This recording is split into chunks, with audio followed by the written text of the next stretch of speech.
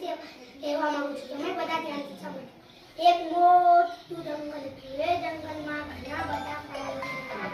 એમાં એક ઊંટ અને એક શિયાળ રહેતા હતા. ઊંટ અને શિયાળ બંને પાક્કા મિત્રો હતા. રોજ સાથે ફરતા.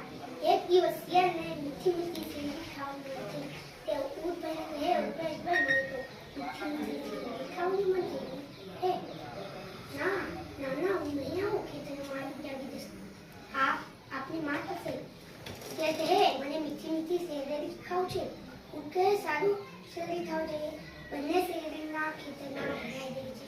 શિયાળનું પેટ નાનું છે, ઊંટનું પેટ મોટું છે. શિયાળનું પેટ ભરાઈ જાય છે.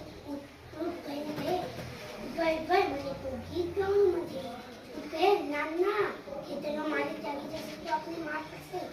શિયાળ તો ભૂખી બોલે, ખેતરમાં મારી જાગી ગઈ. શિયાળ નાના છેડામાંથી નાખી ગયો, પણ ઊંટને ન નીકળાય. ઊંટને ખૂબ માર્યો. ઊંટ બહાર નીકળી. શિયાળ ઊંટભાઈ કેવી શેરડી ખાવાની? એને ખબર પડી કે શિયાળ અને જાનવર માર પડે.